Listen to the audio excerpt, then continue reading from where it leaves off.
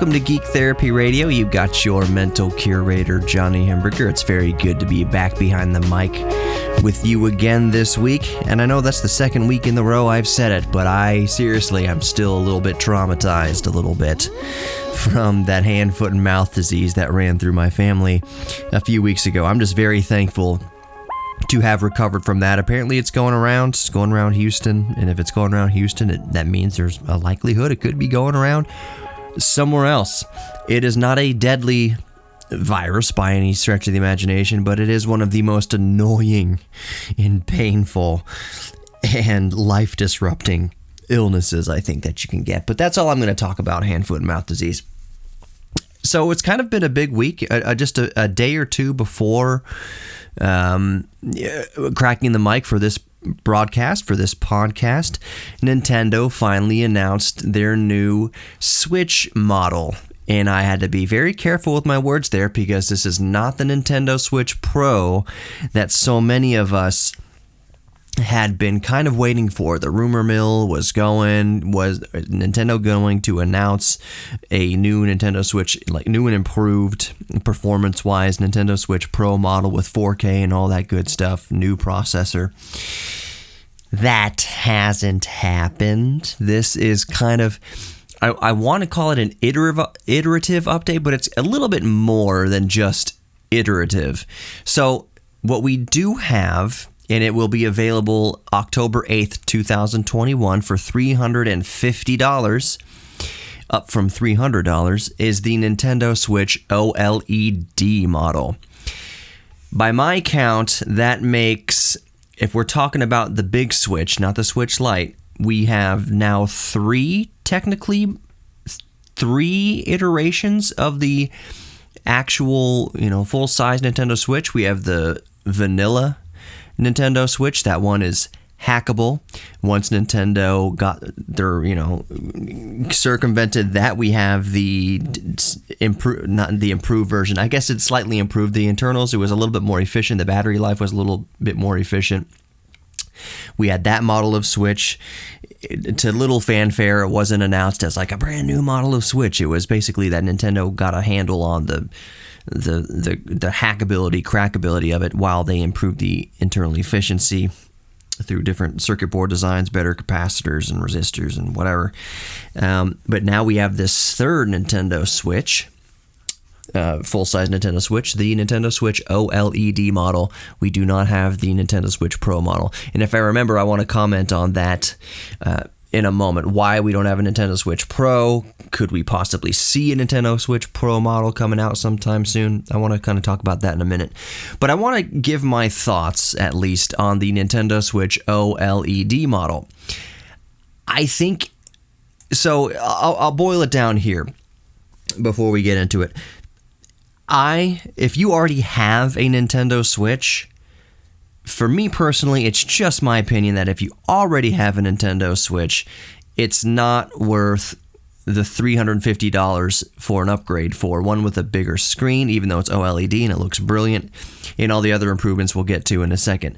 But if you don't have a Nintendo Switch, or I would even argue to kind of a semi-lesser extent, if all you have is a Nintendo Switch Lite and you would like to be able to dock with a TV console and play it like a conventional console, hook it up to a TV. I would say that, sure, if you don't already have a Nintendo Switch, or you only have a Nintendo Switch Lite and you've been looking to play in TV mode, sure, in those two situations, especially if you don't have a Nintendo Switch at all, absolutely go for the Nintendo Switch OLED model that'll be available October 8th, 2021. I think it's $50 too expensive. I think they should have kept it around $300. I would say even maybe $320 would be more acceptable. And mark my words, we'll see that price drop in another year. I think the price is going to drop after the holiday season. Naturally, probably back down to the $300 mark. $50 extra for all the extra features, though. That's why I'm saying if you don't have a Nintendo Switch and you're looking to get a Nintendo Switch for the first time, you absolutely go for the OLED model. I don't know what off the top of my head, just recording right now, that I'm thinking about it, I don't know if they're going to keep selling the old model beside it. I don't see why they would. I would imagine that the original model is going to get discontinued at some point. I don't know exactly when. I'm looking at Nintendo's website right now, and they still advertise. They still have a tab for the Nintendo Switch. They have several tabs up here from left to right. They have Nintendo Switch OLED model, Nintendo Switch, and then Nintendo Switch Lite, and then it goes on to the online stuff. So they still advertise 3 separate models of Switch. I don't know why would they keep the original one. My guess is, and my hope is, that the original Nintendo Switch will drop from $300 down to like $200, and then that the Nintendo Switch Lite would drop down to like $150. I don't think that's out of the realm of possibility. I kind of hope that happens. It would be even more kind of inclination for me to say, yeah, if you already have a Nintendo Switch and you have been thinking about a Nintendo Switch Lite and it's $50 cheaper, absolutely go for it. I have the regular Nintendo Switch and a Nintendo Switch Lite. I adore that I have both. I play the Nintendo Switch Lite more often than I play my full-size Nintendo Switch. So obviously one segment wasn't enough to dive into the new Nintendo Switch OLED model. Let's talk about that more after the break. You're listening to Geek Therapy Radio. Don't go anywhere.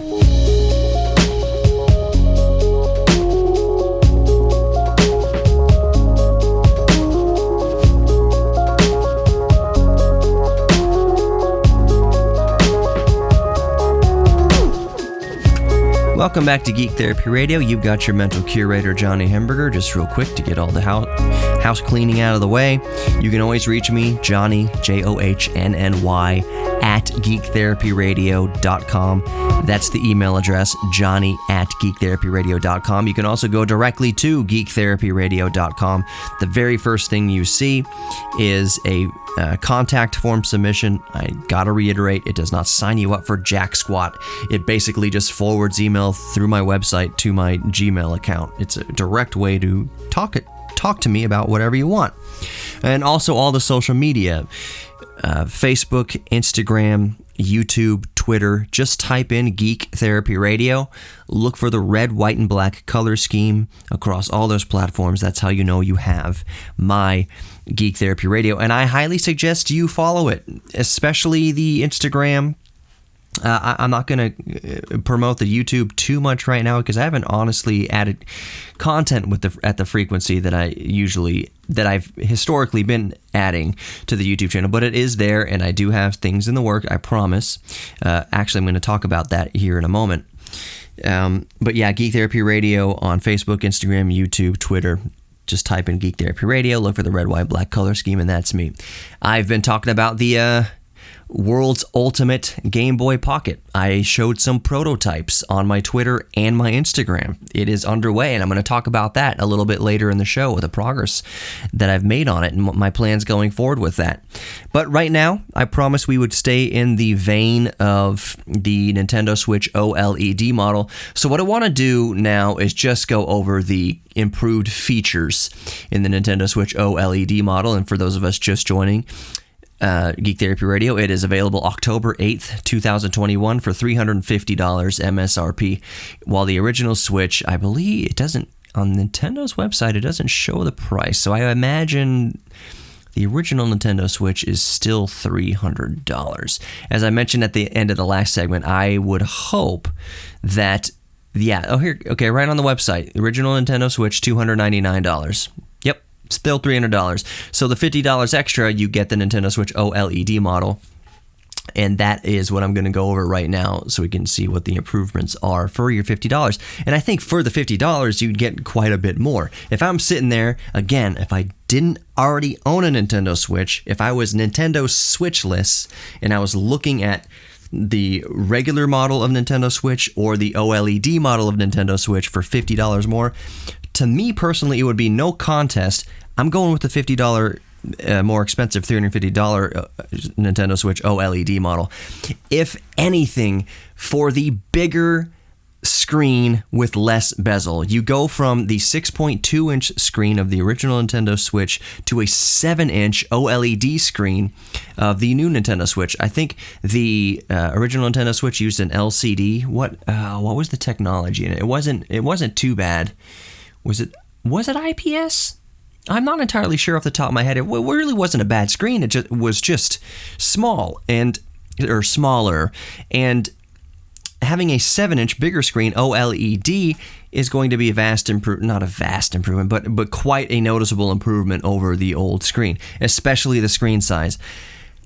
There's some games, and the one that's come into my mind most immediately is Sniper Elite 4. But that's not the only game. Doom also does this. Tons of games do this, to where you're playing in handheld mode on the 6.2-inch screen of the original Switch, and you can't read for crap. The text is so small. It's giving you this important information, critical things to know for the game. In the text, for my eyes, and if it's bad for my eyes, it's probably bad for other people's eyes. It's so tiny and unreadable. It's such a strain. You have to double click the home button, and that allows you to zoom in to read things on the screen, and then you got to double click and zoom out again. So if you're looking at, like, for instance, the map on Sniper Elite 4, the enemy map, you in the little dots that represent enemies and represents their state of alertness, if you've tipped them off to your presence or not. I had it preset to where I just double clicked and it would zoom in on the little circle map down there, and then double click and zoom out. That's nuts. Hopefully that will be less of an issue on the 7-inch screen. A lot of the games for the Nintendo Switch are designed to be played on a full screen, giant screen TV. So like a 45-inch, 50-inch, 55-inch, 60-inch or higher giant TV in your living room. When you're playing in handheld mode on the small screen, it doesn't do anything. There's no scaling for like the text. There's no scaling for the kind of small details important information that you need to know about. That's now tiny because it's on a tiny screen. So going from 6.2-inch screen to a 7-inch screen OLED should be a help in that area. Quick side note, I am not going to go out there and buy a Nintendo Switch OLED model right out of the gate. $350, I'm just not going to do it. I've got the original Nintendo Switch and the Nintendo Switch Lite. I am not jumping out there to add another model to my lineup for $350. Now, in a few years when that price goes down, sure, at least for collection purposes, but even that said, by the time I'm ready to get a Nintendo Switch OLED model, we might actually have the Nintendo Switch Pro, maybe, or the next iteration of console from Nintendo. Who knows? So, all right, 7-inch screen up from 6.2 inches, much smaller bezels. That's going to be a welcome improvement. The kickstand is better. It's wide and adjustable. It's adjustable like the Microsoft Surface tablets. I'm sure other tablets do the same thing. Other 2-in-1s do the same thing. They have the kickstand that flips out and it's adjustable. You get the same thing now with the Nintendo Switch OLED model, whereas on the original Nintendo Switch, that kickstand was just an afterthought, if you can even call it an afterthought. It was just to cover the SD card slot, and basically at the last second, this is what I imagine in Nintendo, at the last second before production, they said, I bet you it was a little cover over that SD card slot, maybe like a half-inch cover, or whatever, over that micro SD card slot, and at the last second, somebody said, make it 2 inches long so that it acts like a kickstand, a wobbly, flimsy thing that technically can prop up on a desk, and if it's propped up, you can't actually use the charger on it, but who cares? That's beside the point. You can't use the charger on the new Nintendo Switch OLED also when it's sitting on the table using its big kickstand, but I bet you the kickstand on the original Nintendo Switch was an afterthought, last-minute change. Better than having nothing, and that's all you can say about it. So this new improved kickstand, that will be a welcome addition. Can I just say that I like the white Joy-Cons? To my knowledge, the Joy-Cons are not using any different buttons, and they're not using any different actual, thumbsticks. So I believe it would be just as prone to drift, thumbstick drift, as anything else. But as the old one, if they made improvements to the old Joy-Con thumbsticks and to address the drift issue, I would imagine they're using the same mechanism in this Switch OLED model. Another neat thing, and this is kind of a first because not a lot of Nintendo consoles did this. I can't think of one off the top of my head. Did the Wii U do this? maybe not, because I don't have a Wii U. Wireless LAN port built into the dock. So Nintendo has always kind of based their connectivity on Wi-Fi. So for the Nintendo Switch OLED model, there's a LAN port, an actual Ethernet port on the side of the dock. You no longer have to use a dongle. I'm using a dongle, a USB to Ethernet dongle on my original Nintendo Switch. You can Google if you want a USB to Ethernet dongle. You kind of have to do your Google research, and it's widely available. It's not hard to find which adapters work. I think my adapter was like $10, but you can't just go on to Amazon and buy any random adapter and think it'll work with Switch. It has to say it'll work with Switch, and then you have to read their comments and reviews to verify that those dongles actually work with Switch. With the Switch OLED model, you don't have to worry about that. It's got a LAN port right on the side of the dock. The internal memory has been bumped up to 64 gigabytes of internal storage. That's a welcome change. And the audio has been enhanced. I haven't heard any other reviewers or anybody else in the tech community mention this. I'm sure they have. I just haven't seen what everybody's saying about this. Enhanced audio. So I'm sure that the audio has a little bit more bass to it, a little bit more clarity out of the speakers. The speakers in the original Nintendo Switch, they made noise, but they were nothing to write home about. So those are the big improvements. There's been no improvements to the internals, no improvements to the hardware. It doesn't run any faster. There's no 4K. It's still 720p handheld and 1080p if it supports it docked. Let me finish my thoughts on that when we come back. Don't go anywhere. You're listening to Geek Therapy Radio.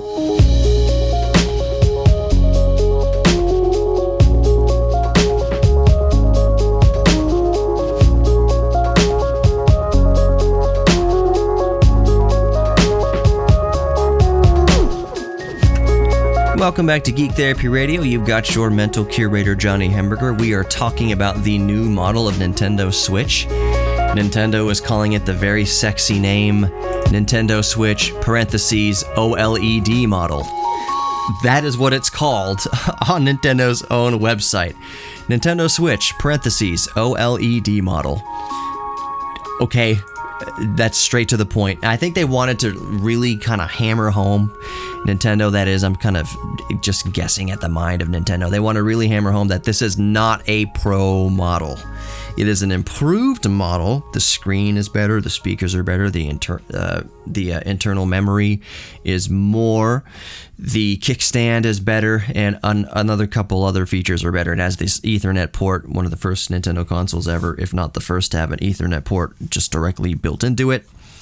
But it is not a Nintendo Switch Pro model. So, furthering the conversation about the Nintendo Switch and the Nintendo Switch Pro. When, if ever, will we see a Nintendo Switch Pro model? This is all speculation. I'm not even going to speculate. I'm just giving my opinion on it. Because other people, insiders, can speculate all they want. They speculated till they were blue in the face that this year we were going to get a Nintendo Switch Pro model. So that's why I don't engage a lot in the speculation, is because often it's not accurate. It's fun to speculate. It's fun to engage in that, but I'm not going to say, yeah, I bet you, I look at the patents and I think we're going to get a Nintendo Switch Pro this year. I just don't personally engage in that. I'll talk about other people's theories, but I don't offer my own predictions for what Nintendo's doing. Other than to kind of go by the roadmap of previous Nintendo Switch hardware, and I use hardware. I'm not saying consoles, and I'm not saying handhelds. I'm gonna say hardware altogether, because let me just elaborate on my theory here and on my opinion here. I saw somebody on Twitter say that Nintendo may release a Nintendo Switch Pro still within the next year. And while I don't entirely disagree with that, he did. I don't know if it was a he. I assume it was a he. I shouldn't do that, but he or she speculated that we get a Nintendo Switch Pro because he used the example of the handhelds. So in the timeline of the handhelds, so it was like the original Game Boy, then 5 or 6 years later, or 7 years later, Nintendo Pocket, and then a couple years after that, Game Boy Color, and then a couple years after that, Game Boy Advance. Then we had Advance SP, and then we had Game Boy Advance Micro, and then we had Nintendo DS, and then another version of the Nintendo DS, the DS Lite, and then we had the DSi, and the DSi XL, and the 3DS, and 3DS XL, a new 3DS, and new 3DS XL, and 2DS, and 2DS XL. Just the frequency at how often they introduced the handhelds, the new handhelds.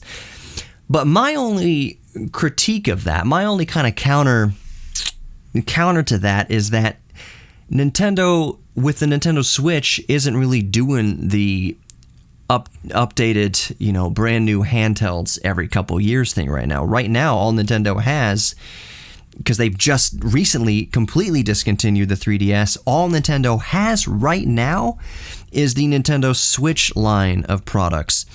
That's its main source of revenue right now. That's its only console. You can say, okay, Nintendo Switch Lite, Nintendo Switch, and the Nintendo Switch OLED model, but they all do the same thing. They're all the same horsepower. They have the same chip inside there. It's basically just the Nintendo Switch right now. So I would argue that you consider the Nintendo Switch more in the as far as Nintendo releasing, the timeline of Nintendo releasing hardware, we have to think about it in the console timeline. So if we're thinking about the console timeline, let's just start with something easy. The Nintendo NES, when did that come out? Late 83, mid 1980s, and then a few years after that, 1991 in the United States at least, we had the Super Nintendo. 5 years after that, we had the Nintendo 64. I'm just going off my memory here. Then in 2002 or 2001, like 5 years after that. So far, it's 5 years, we had the Nintendo GameCube, 2001, and then I think, was it 2005 or 2006 that we had the Wii? So that was about 4 or 5 years after the Wii. When did we get the Wii U? It was a few years after that. After the Wii U, I'm not missing any Nintendo consoles. We had the Nintendo Switch. I want to say Switch was 13 or 14, something like that. It was a while between, for Nintendo's standpoint, between the Wii and the Switch. So let's just call it on average about a 5-year kind of release timeline for their consoles. I got to look up when the Nintendo Switch was released, because that would give me more kind of clarity on when the Nintendo Switch Pro might be coming out. Nintendo Switch release date. And I'm going to talk while I'm typing here, and I misspelled release date. It was 2017, and we are in the year 2021, so we are about the 4-year. In March of 2021 was the 4-year cycle.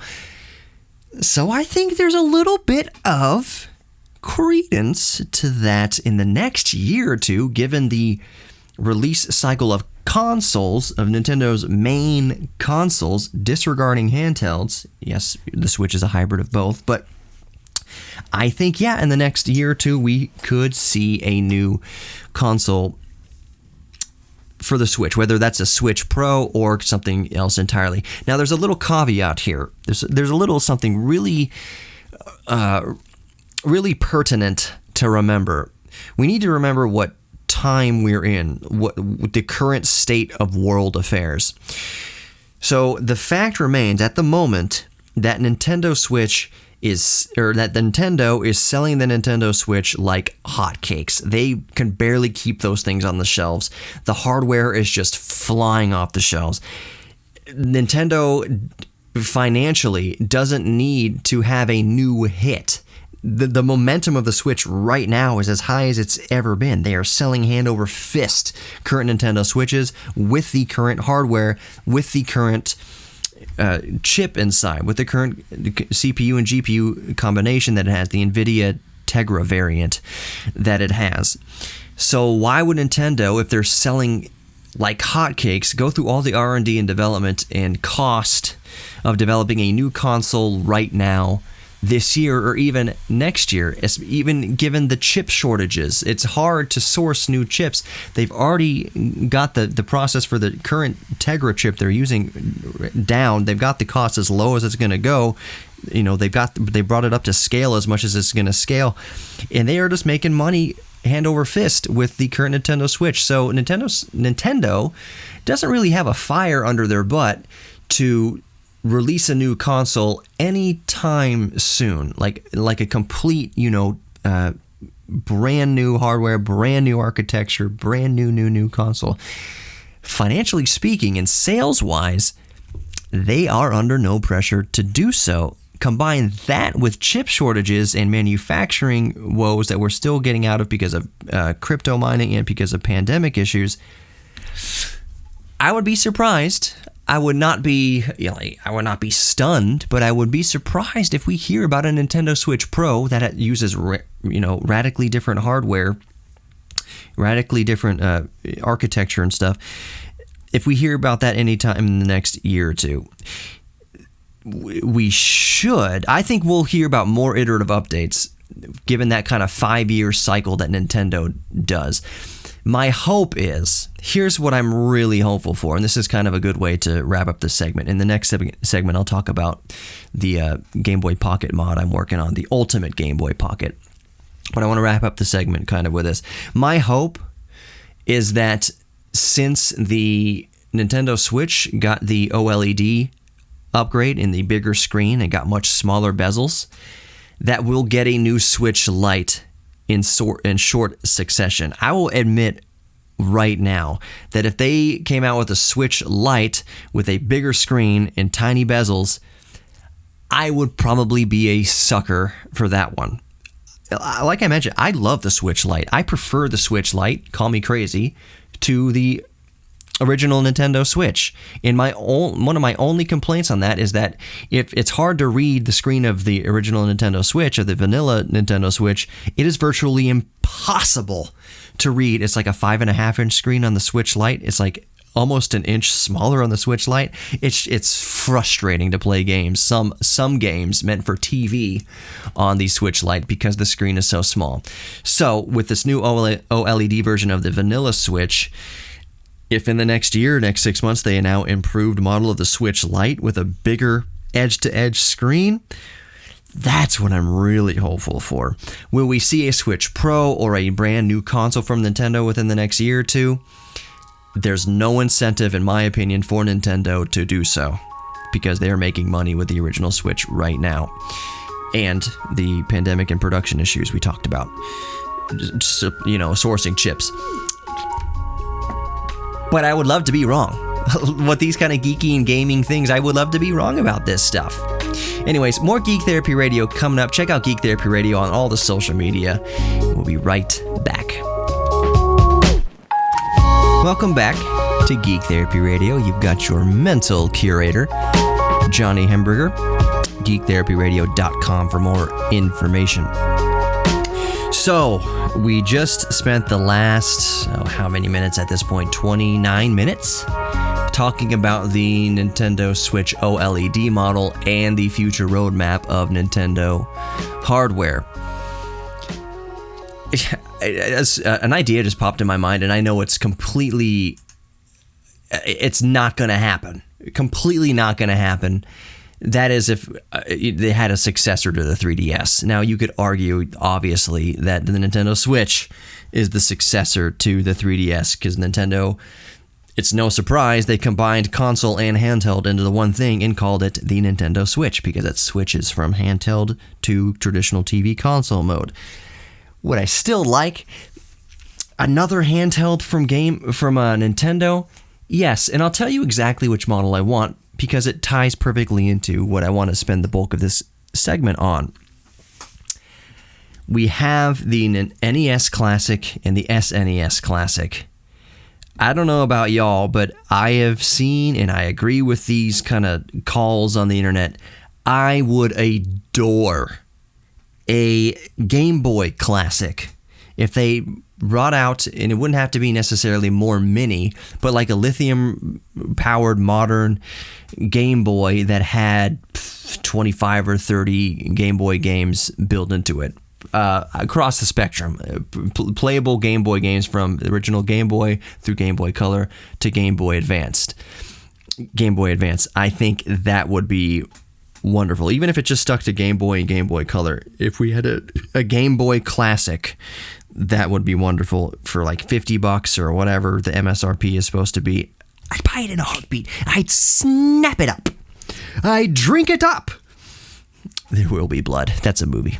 There Will Be Blood. Anyways, yeah, Game Boy Classic. I already hear you yelling at your Bluetooth speakers, at your headphones, at your car speakers. Johnny, they got Game Boy Classic. Actually, they don't. They don't. I was going to say they have Game Boy Classic games through Nintendo Switch Online, through the eShop. They don't. It's NES and SNES. That's all they have. They don't have any Game Boy Classic on the Nintendo Switch. I wish they would, and they probably will at some point, and they did on the Nintendo 3DS, but the 3DS is being discontinued. The eShop still works on the 3DS, by the way.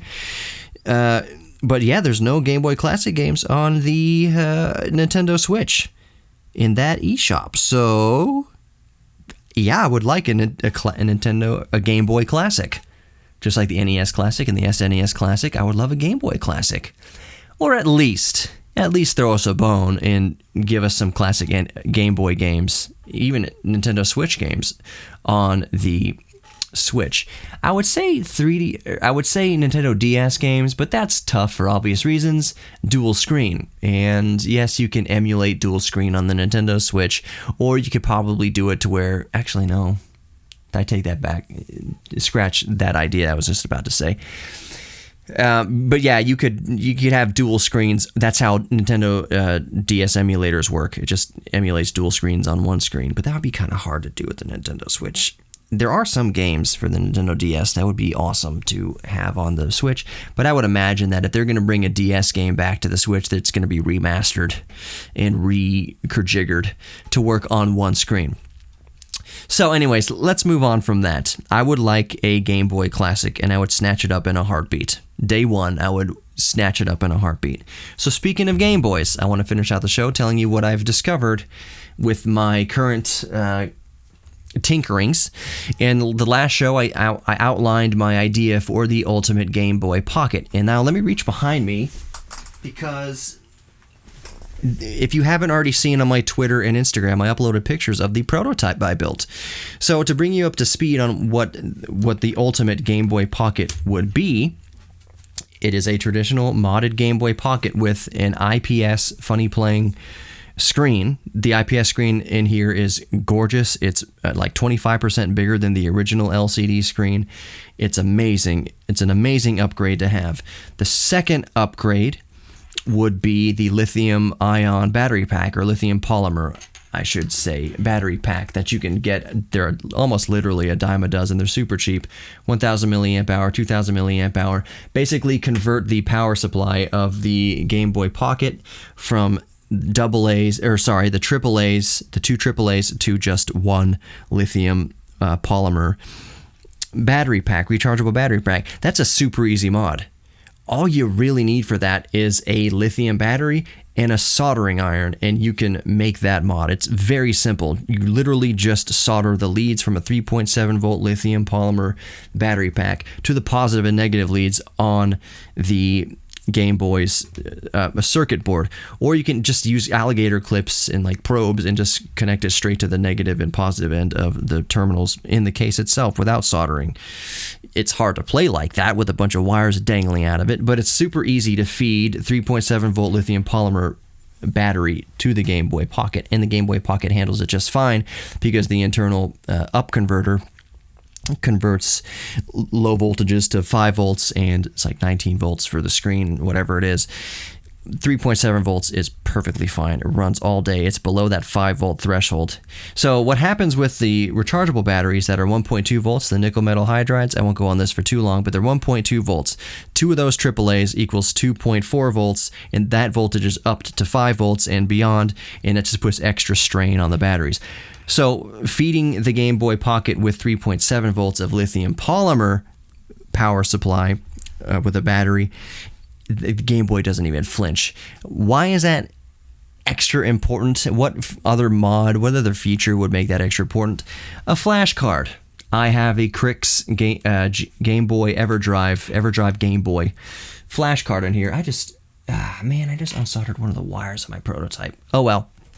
I've got that flash cart in there. Flash carts suck a whole lot of energy. They put a whole lot of strain on the AA batteries, and maybe you can load 1 or 2 games before the battery can't supply enough voltage to keep up. There's too much of it's a current load that it puts on the rechargeable AAA batteries. It just can't hack it. Another reason why you'd upgrade to the lithium polymer battery. The final upgrade to make it the ultimate Game Boy Pocket is a solar panel. Now, what I mean by adding a solar panel to the Game Boy Pocket, it's a solar panel that fits. That is a semi-permanent to permanent fixture on the back of the Game Boy Pocket. So it's not like you're sitting there aiming at the sun while you're playing to power it directly off. The idea is that the solar panels that I've sourced, put out 150 milliamps at 5 volts under direct light. I won't say direct sunlight because you can put it under incandescent bulb and get the same amount of power. It's 150 milliamps at best. So it basically trickle charges the lithium polymer battery between uses. Could you technically charge the lithium polymer battery just with only the 5 volt 150 milliamp solar panel? Yes, you could. It would take a long time. Just do the math between 1,000 milliamp hours, let's say, of the lithium polymer battery and the 150 milliamp output of the solar panel. You're looking about 8 to 9 hours or so direct sunlight to recharge the battery. So if you forget your charger, yeah, technically, USB-C charger, yeah, technically you can charge it with the sun. The idea, though, with this ultimate Game Boy Pocket is that you just keep the batteries topped up in between uses, and that the panel is on there in a flush way that doesn't interfere with anything, and the panels I sourced fit perfectly. When all is said and done, and I've already been working out, I've been drawing the kind of blueprints for this, it should work out. There should be minimal kinks. I've got the charge controller and everything. This should work out to be the ultimate Game Boy Pocket. The absolute best Game Boy Pocket mod ever. It's a combination of mods to make it the best, concluding with that solar panel that can keep it topped up between uses. Thank you so much for listening to Geek Therapy Radio. You are worthy of love. Take care until next time.